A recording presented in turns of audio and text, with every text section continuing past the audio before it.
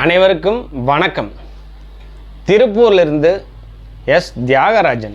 சரிங்க, இன்றைக்கி ஜோதிட பலனெடுக்கும் முறையில் ஒன்று பார்க்கலான்னு இருக்கிறோங்க. அது எப்படி என்ன ஏது அப்படின்னு வச்சுங்களேன். ஒரு ஜாதக கட்டத்தில் ஒரு ராசி அம்சம் ரெண்டு இருக்குது, ஜாதக கட்டத்தில் இருக்குதுன்னு வச்சுக்கோங்க. அதில் லக்னத்தை அல்லது லக்னாதிபதியை 5 அல்லது 9 இந்த அதிபதிகள் பார்த்துட்டா இல்லாட்டி 5 இருக்கக்கூடிய கிரகமாவது பார்வையிட்டுட்டா, அந்த லக்னத்தையும் அந்த லக்னாதிபதியும் பார்வையிட்டுட்டா, இந்த ஜாதகர் எல்லா விதமான சுப பலனையும் அனுபவிக்கக்கூடியவர், எல்லா விதமான கொடுப்பனையும் உண்டு. 9ஆம் இடமும் 5ஆம் இடமும் இந்த லக்னத்தையோ அல்லது லக்னாதிபதியோ பார்த்துட்டாங்கன்னா அது உண்டு. இதுதான் ஜாதகர் எல்லாத்தையும் அனுபவிக்க போகிறான்னு அர்த்தம். எல்லா சகல விதமான அத்தனை அனுபவிக்க போகிறான்னு அர்த்தங்க. அப்புறம் ஒரு எடுத்து குறித்து வச்சுக்கோங்க. 5, 9ஆம் அதிபதிகள் எந்தெந்த வீட்டையெல்லாம் பார்க்குறாங்களோ அந்த குடுப்பனையெல்லாம் உண்டு. 4ஆம் இடத்தை பார்த்தா வீடு மனை வண்டி வாகனம் உண்டு. 5ஆம் இடத்தை பார்த்தா குழந்தை உண்டு. 6ஆம் இடத்தை பார்த்தா உத்தியோகம் உண்டு. 7ஆம் இடத்தை பார்த்தா மனைவி உண்டு. மனைவி உண்டு தான் இல்லை. 7ஆம் இடத்தை பார்த்தா மனைவி உண்டு. 8ஆம் இடத்தை பார்த்தா அந்த மறைமுக வருமானம் உண்டு, ஆயுள் தீர்க்கம். 9ஆம் இடத்தை பார்த்தா அப்பாவுக்கு எல்லா விதமான சகல செவ்வாய்க்கும் நடக்கும். 10ஆம் இடத்தை பார்த்தா சொந்தமாக தொழில் செய்யக்கூடிய அமைப்பு, நம்ம ஜீவன பிரச்சனை இருக்காமல் போயிடும். 11ஆம் இடத்தை பார்த்தா நம்மளுடைய லாபஸ்தானம் பெருகும். 12ஆம் இடத்தை பார்த்தா சம்பாதிச்சு செலவழக்கூடியது. 12ஆம் இடம் அயன சயன போகஸ்தானம் பாங்க, இது எல்லாமே கிடைக்கும். 2ஆம் இடத்தை பார்த்தா உங்களுக்கு வருமானம் பெருகும், குடும்பம் அமையும். 3ஆம் இடத்தை பார்த்தா சகோதரம் நடக்கும். இந்த மாதிரி எந்தெந்த அமைப்பு இந்த 5ஆம் அதிபதி அல்லது 9ஆம் அதிபதி பார்க்கிறார் அப்படின்னு முதல் எடுத்து, இதெல்லாம் சுப பலன். இதெல்லாம் எப்போ நடக்கும் அப்படின்னு கேட்டிங்கன்னா அதனுடைய திசா புத்தி வரும்போது நடக்கும். அதனுடைய திசா புத்தி வரும்போது நடக்கும். இன்னொன்று, வீடு கட்டக்கூடிய அமைப்பு ஒரு குழந்தைக்கு ஒரு 5 வயசில் வருதுன்னு வச்சுக்கோங்க. 5 வயசில் வீடு கட்டக்கூடிய அமைப்பு ஒரு திசா புத்தி வீடு கட்டக்கூடிய திசா புத்தி நடக்குது. வீட்டை 5ம் 9ஆம் அதிபதியும் பார்க்குறாங்க. அப்போ அந்த வீடு கட்டக்கூடிய அமைப்பு யாருக்கு வரும்னு கேட்டால் இந்த குழந்தையோட ஜாதகத்தில் சுட்டி காட்டி அவருடைய தகப்பனுக்கு வரும். அதனால் 5ஆம் அதிபதி 9ஆம் அதிபதி எப்படியாவது ஒரு இடத்த பார்த்துட்டாங்கன்னா அந்த தசாபுத்தி காலங்களில் ஈஸியாக அது நமக்கு கைகூடி வருது அப்படிங்கிற. 2ஆம் இடத்தை பார்க்குறான்னு வச்சுங்களேன். ஒரு 2ஆம் இடம் வீடு மனை வண்டி வாகனம் நேத்திரம், இது 5 இருக்குது. ஒரு உதாரணத்துக்கு ஒரு 5 முக்கியமான இதாக இருக்குது. அப்போது வயசுக்கு தகுந்தாற்போல் பலன் வருங்க. வயசுக்கு தகுந்தாற்போல் பலன் வரும். எப்படி அப்படின்னு கேட்டிங்கன்னா, 2ஆம் இடத்தை ஒரு 5ஆம் அதிபதியும் 9ஆம் அதிபதியும் யாரோ ஒருத்தர் பார்க்குறாரு. அவரோட வயசுக்கு தகுந்தாற்போல் இப்போ ஒரு 20 வயசு பையனாக இருந்தால் படிப்பை கொடுக்கும். 20 வயசு பையனாக இருந்தால் படிப்பு அல்லது வருமானத்தை கொடுக்கும். 27 வயசு 25லேருந்து 29 வயசுக்குள்ளார அவனுடைய குடும்பத்தை பற்றி சொல்லும். குடும்பத்தை அமைத்து கொடுக்கும். குடும்பம் அமையலைன்னா குடும்பத்தை அமைச்சு கொடுக்கும். ஒரு அந்த மாதிரி இருக்குதுங்க. இதே பெரியவங்களாக இருந்தால் ஒரு கண் பிரச்சனைகளுக்கு அது உங்களுக்கு எடுத்து தரும். கண் பிரச்சனை சரி பண்ணி கொடுக்கும். இந்த மாதிரி ஒரு கிரகம் ஒரு இடத்த நம்ம சூஸ் பண்ணுறோம். அது அப்படின்னா 2ஆம் இடம் வருமானம் நம்ம வேணும்னா நீங்கள் நேராக பார்த்துக்கணும். 5ஆம் அதிபதி வருமானத்தை பார்க்குறாரா, வருமான கொடுப்பனை இவனுக்கு இருக்குது, எப்போ இருக்குது, இவருடைய திசாபதி 2ஆம் அதிபதியினுடைய தசையோ புத்திலையோ உங்களுக்கு வருமானம் இருக்குதுன்னு முடிவு பண்ணிக்கணுங்க. ஒருத்தர் குழந்தை இல்லை வர்றாங்களா, 5ஆம் அதிபதி 9ஆம் அதிபதியோ குழந்தை பார்த்துருச்சுன்னா, குழந்தை 5ஆம் இடத்தை பார்த்துருச்சுன்னா உங்களுக்கு குழந்தை இருக்குதுன்னு அதிகாரப்பூர்வமாக நம்ம சொல்லி போடலாம். குழந்தை இருக்குதுன்னு அதிகாரப்பூர்வமாக சொல்லி போடலாம். அது எப்போ கிடைக்குன்னா அதனுடைய 5ஆம் அதிபதியினுடைய திசையோ புத்தியோ, புத்தி தாங்க மேக்ஸிமம் வரும். திசை வந்து போயிடும். ஏன்னா திசை பெருசு லாங்காக இருக்கிறதுனால திசையோட புத்தி போகும். அந்த புத்தி பார்த்தீங்கன்னா பெரிய திசைகள் ஒரு 3 வருஷம் இருக்கும், சின்ன திசையில் ஒரு 1 வருஷம் இருக்கும். இது உங்களுக்கு அந்த வருஷத்துக்குள்ளார உங்களுக்கு அந்த குழந்தைகள் கிடைக்கும் அப்படிங்கிற அந்த கொடுப்பனையும் இருக்குதுங்க. ரெண்டாவது பார்த்தீங்கன்னா இவருக்கு ஒரு அடுத்த ஒரு வேலைக்கு போவாரா அப்படின்னு பார்த்தீங்கன்னா அது 5ஆம் அதிபதியோ அல்லது 9ஆம் அதிபதியோ 6ஆம் இடத்தை பார்த்துட்டாங்கன்னு வச்சுக்கோங்க. 6ஆம் இடத்தை பார்க்குறாங்க. அப்போ 6ஆம் இடத்தினுடைய திசா புத்தி 6ஆம் இடத்தினுடைய திசா புத்தி இருக்கும்போது இவருக்கு அந்த வேலை இவர் எதிர்பார்த்த வேலை கிடைக்கும். மற்ற நேரம் படித்த உடனே வேலை கிடைக்கும்னா 6, 5, 9 லக்னத்தை பார்த்தாலே படித்த உடனே வேலை கிடைக்கும். அது ஒரு பக்கம். அதை பர்டிகுலராக எனக்கு இந்த வேலை அப்படின்னு சொன்னிச்சுன்னா இது அந்த திசா புத்தி காலங்களில் நடக்கும். அதே மாதிரி 7ஆம் அதிபதியை 5ஆம் அதிபதியும் 9ஆம் அதிபதியும் பார்வையிட்டுட்டா உங்களுக்கு திருமணம் ஈஸியாக அமைஞ்சிடும். அதாவது எதிர்பார்த்த நேரத்தில் எல்லாமே கிடைச்சிடும்.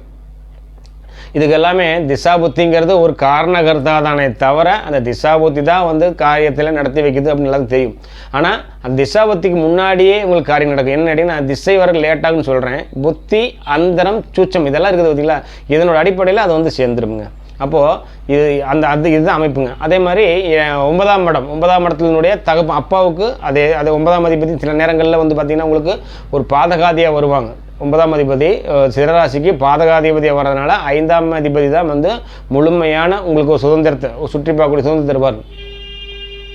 10ஆம் இடத்த ஒரு 5ஆம் அதிபதியோ 9ஆம் அதிபதியோ பார்க்குறான்னு வச்சுக்கோங்களேன். 10ஆம் இடத்த 5ஆம் அதிபதியோ 9ஆம் அதிபதியோ பார்க்குறான்னு வச்சுக்கோங்க.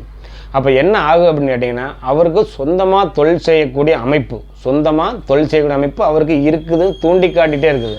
ஆனால் அவருக்கு எப்போ அந்த சொந்தமாக தொழில் செய்யக்கூடிய அமைப்பு வருது அப்படின்னு கேட்டிங்கன்னா அவர்களுக்கு வந்து அதனுடைய திசா அல்லது புத்தி இந்த காலகட்டத்தில் நீங்கள் எடுத்துக்கலாம். இது வந்து பாருங்கள் 5ஆம் இடம் உங்களுக்கு பாதிப்பே இல்லாமல் இருக்குதுன்னு வச்சுங்களேன். அதுக்கு பேர் பூர்வ புண்ணிய ஸ்தானம்னு சொல்லுவாங்க. 5ஆம் இடம் உங்களுக்கு எந்த விதமான பாதிப்பும் இல்லாமல் நீச தொடர்பு, பாதகாதிபதியினுடைய தொடர்பு அல்லது திதி சூன்யத்தில் மாட்டிக்கிச்சு இந்த மாதிரி ஒரு பாதிப்பு ஏற்படுத்தக்கூடிய இடத்துல 5ஆம் அதிபதி எதுவுமே இல்லாமல் பாதிப்பே இல்லாமல் இருந்துச்சுன்னா அவங்களுக்கு இந்த 7.5 சனி ஆகட்டும், அஷ்டம சனி ஆகட்டும், அர்த்தாஷ்டம சனி ஆகட்டும், கண்டச்சனி ஆகட்டும் எந்த விதமான கஷ்டத்தையும் தரமாட்டாங்க. அதே மாதிரி இந்த ராகு கேது பயிற்சியாக இருந்தால் கூட இந்த 5ஆம் அதிபதி வலுவாக இருந்துட்டால் அவங்களுடைய துன்பத்துக்கு இவங்க ஆக மாட்டாங்க, அவங்க துன்பத்துக்கு இவங்களும் பாதிக்கப்பட மாட்டாங்க. அதனால் 5ஆம் இடமும் 5ஆம் அதிபதியும் 9ஆம் இடமும் 9ஆம் அதிபதியும் ஒரு நல்ல நிலைமையில் இருக்கணும். ஒரு நல்ல இடத்தை பார்க்கணும். இருந்துச்சுன்னா ஒரு ஜாதகர் நல்ல மேன்மைக்கு வருவார். ஏன்னா ஜாதகம் வந்து எடுத்து பார்க்கும்போது எல்லாமே அதிகப்படியாக பார்த்ததுனாலே உங்களுக்கு கஷ்டப்பலன் தான் அதிகமாக வருதுங்க. ஒரு மனுஷன் சிரமப்படுறாரு, ஒரு மனுஷன் கடனில் வாழ்கிறாரு, ஒரு மனுஷன் தப்பிப்புனா இல்லையா அப்படின்னு எந்திரிக்கிறாரு, எல்லா தொழில் இல்லைங்கிறாங்க, குழந்தை இல்லைங்கிறாங்க, எல்லாமே மைனஸ் தான் ஜாதகம் அதிகமாக வருதுங்க. இந்த ப்ளஸ்ஸுங்கிற ஜாதகமே வந்து பார்த்திங்கன்னா கொஞ்சம் கம்மியாக தான் வருதுக்கு. ப்ளஸ்ஸுங்கிற ஒரு 1000 ஜாதகம் பார்த்தோம்னு வச்சுக்கோங்களேன், அதில் ஒரு 10 ஜாதகமோ 20 ஜாதகமோ தான் ஒரு சுபமான ஜாதகமாக வரும். மீது ஜாதகம் எல்லாமே கொஞ்சம் சிரமமான ஜாதகமாக தான் வருது. அதனால் இவங்க எல்லாமே வழிபடணும். இது எல்லாத்துக்குமே வந்து பார்த்திங்கன்னா வழிமுறைகள் இருக்குது. இப்போது எனக்கு இடம் கிடைக்கணும் அப்படின்னு நினச்சிங்கன்னு வச்சுங்களேன், இடத்துடைய அந்த அமைப்பு உங்களுக்கு இல்லை அப்படின்னா இடம் கிடைக்கணும்னா இந்த இடத்தில் அதாவது 4ஆம் இடத்திலிருந்து நேர் 7ஆம் இடத்தை 4ஆம் இடத்திலிருந்து நேர் 7ஆம் இடத்தை எந்த கிரகம் பார்க்குதோ நம்மளுடைய ஜென்ம நட்சத்திரத்தன்னைக்கு அதை போய் வழிபட்டுட்டு வந்தால் இடங்கள் கிடைக்கும். இல்லாட்டி 4ஆம் அதிபதி என்ன நட்சத்திரம் வாங்கியிருக்கிறாரோ அந்த நட்சத்திரத்தன்னைக்கு போய் வழிபாடு, குலதெய்வம் வழிபாடு அல்லது இஷ்ட தெய்வம் வழிபாடு ஏதாவது ஒன்று பண்ணிட்டு வந்தீங்கன்னா அந்த 4ஆம் இடம் பூர்த்தியாகும். லக்னாதிபதி இப்போ வந்து லக்னாதிபதி நான் வச்சுங்களேன், என்னையே 5, 9 பார்க்கலைன்னா நான் ரொம்ப சிரமப்படுறேன் அப்படின்னா எனக்கு வருமானம்னு சொல்லக்கூடிய 2ஆம் இடம் எனக்கு லக்னம், உதாரணத்துக்கு தனுசு லக்னம்னு வச்சுக்கோங்களேன், என்னுடைய 2ஆம் இடமான மகரத்தில் அதிபதி யாருன்னு அப்படின்னா சனி பகவான். அவர் என்ன நட்சத்திரம் வாங்கியிருக்கிறாரோ அந்த நட்சத்திரத்தன்னைக்கு நான் போயிட்டு அந்த சனியினுடைய காரகத்துவமான அத்தனை பேர்த்துக்குமே என்னால் முடிஞ்ச ஒரு உணவுப் பொருள் சாப்பாடாக தான் வாங்கி தரணும். காசு தந்தால் அது ஏற்றுக்கப்பட மாட்டாது.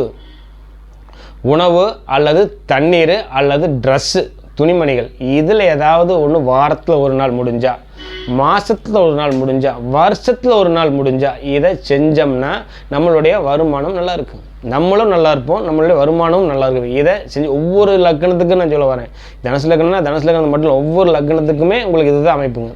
இதை செஞ்சு பாருங்கள், கண்டிப்பாக சொல்கிறேன், இது எல்லாத்துக்குமே நல்லா இருக்கும். ஏதாவது உதாரணத்துக்கு மேச லக்னம்னு வச்சுக்கோங்களேன், இந்த மேச லக்னத்துக்கு வருமானம் வரணும், ஏன்னா மேச லக்னம் பாதிக்கப்பட்டிருக்குது, அப்படி இப்படி எல்லாமே இருக்கட்டுங்க, வருமானம் வரணும் அப்படின்னு முடிவு பண்ணிங்கன்னா என்ன பண்ணணும், ஏன்னா மேச லக்னத்துக்கு 2ஆம் இடம், மேச லக்னத்துக்கு 2ஆம் இடமான ரிஷப லக்னத்துக்கு ரிஷபம் அப்படின்னா என்ன அப்படின்னு, ரிஷபம்னா மாடு, அது அதிபதி யார், சுக்கிரன்னா பெண், அது வயது முதிர்ந்தாலும் சரி வயது முதிராமல் இருந்தாலும் சரி, ஒரு திருமணத்துக்கு உங்களால் முடிஞ்சது, ஒரு பெண்ணு வர்றாங்கன்னு வச்சுங்களேன், ஒரு திருமணத்துக்கு உங்களால் முடிஞ்சது, அல்லது அந்த குழந்தைக்கு ஏதாவது படிப்பு செலவு, அல்லது பசு மாடுக்கு ஏதாவது ஆதாயங்கள் வாங்கி போடுறது, இந்த மாதிரி ரிஷபத்தினுடைய காரகத்துவத்தை எடுத்து அதுக்கு சேவை நீங்கள் செஞ்சீங்கன்னு வச்சுக்கோங்களேன், அது உங்களுக்கு ஒரு வருமானத்தை ஈட்டக்கூடிய ஒரு தன்மையில் உணர்ந்து விடும்.